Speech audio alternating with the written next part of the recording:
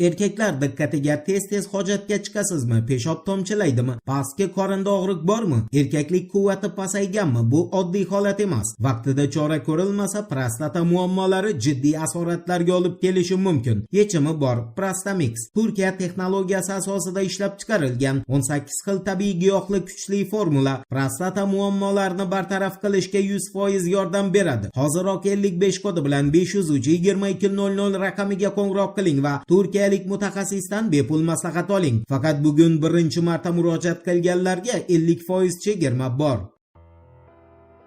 Assalomu alaykum qadrdon muxlis. Siz bilan siz bilgan va kutgan kanal Turfa olam. RIA agentligining Rossiya Mudofaa vazirligi hisobotiga tayanib ma'lum qilishicha, Rossiya havo kuchlari 26-iyun kuni Donetsk Xalq Respublikasining Nikolayevka shahri hududida joylashgan Slavyansk issiqlik energiya stansiyasida Ukraina qurolli kuchlarining vaqtinchalik joylashuv nuqtalariga 3 ta FAB-1500 avia bombasi bilan zarba bergan. Ma'lumotga ko'ra, dastlab Rossiya qurolli kuchlari razvedka bo'linmalari tomonidan Donetsk Xalq Respublikasining Nikolayevka shahri hududidagi Slavyansk issiqlik energiya stansiyasi hududida Ukraina qurolli kuchlarini 81-alohida aeromobil brigadasi bo'linmalarini vaqtinchalik joylashuv nuqtalari aniqlangan. Keyin esa qo'mondonlik aniqlangan nishonlarni aviatsiya vositalari yordamida yo'q qilish to'g'risida qaror qabul qilgan. Qayd etilishicha, Rossiya havo kuchlari ekipajlari Ukraina brigadasini vaqtincha joylashuv nuqtalari koordinatalari bo'yicha 3 ta FAB-1500 avia bombasini qo'llab zarba bergan.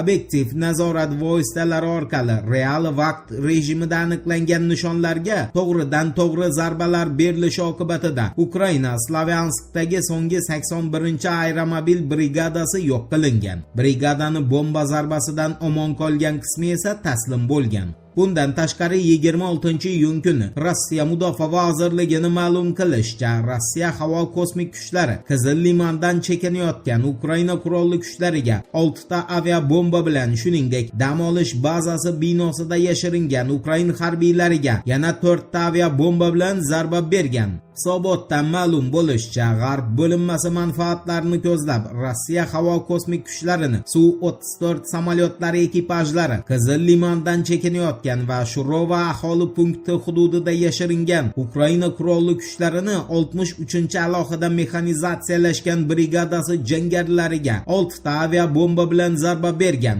Shuningdek, Qizil limanning g'arbiy qismida faoliyat yuritmaydigan dam olish bazasi binosida panoh topishga uringan Ukraina qurolli kuchlarini 60-alohida mexanizatsiyalashgan brigadasiga 4 ta FAB-500 avia bombasi qo'llangan holda zarba berilgan. Aviatsiya zarbalari natijasida nishonlar to'liq yo'q qilingan. Rossiya Mudofaa vazirligi hisobotiga ko'ra, hafta davomida Rossiya qurolli kuchlarining g'arb bo'linmasi Qizil limandagi 327 ta binoni nazoratga olgan. Janub bo'linmasi esa bir hafta davomida Konstantinovkadagi 763 ta binoda tozalash ishlarini yakunlagan. Rossiya qurolli kuchlari bir hafta ichida 5 marta guruhli javob zarbasini amalga oshirgan. 26-iyun kuni Kiyevdagi harbiy komissariyat hamda Kremenchukdagi neftni qayta ishlash zavodiga zarba berilgan. Ukraina qurolli kuchlarining bir haftadagi yo'qotishlari 10.075 nafar harbiyni tashkil qilgan.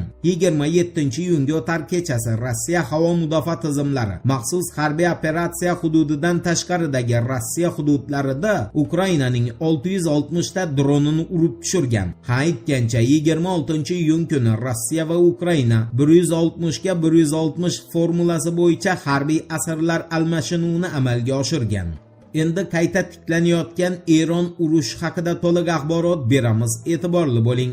Axios agentligining xabar berishicha, Amerika Qo'shma Shtatlari harbiylari prezident Donald Trampni Eronni o't ochishni to'xtatish tartibini buzganlikda ayblagandan so'ng Hormuz bo'g'ozi hududidagi Eron nishonlariga zarba bergan. Oradan ko'p o'tmay Reuters agentligi Eron harbiylarini Yaqin Sharqdagi Amerika Qo'shma Shtatlari armiyasini bir nechta joylashuv nuqtalariga zarba bergani haqidagi xabarni e'lon qilgan. Avvalroq Eronning Islom inqilobi qo'riqchilar korpusi Amerika Qo'shma Shtatlarining so'nggi zarbasiga tez orada qat'iy javob qaytarilishini ma'lum qilgan edi. O'z navbatida Amerika Qo'shma Shtatlari vitse-prezidenti JD Vance Tehronni ogohlantirib, Washington har qanday zo'ravonlikka yana qattiqroq kuch ishlatish bilan javob qaytarishini bildirgan. 26-iyun kuni Amerika Qo'shma Shtatlari Qurolli Kuchlari Markaziy qo'mondonligi Hormuz bo'g'ozidagi tijorat kemasiga qilingan hujumga javob sifatida Eron hududiga zarbalar berilganini tasdiqlagan.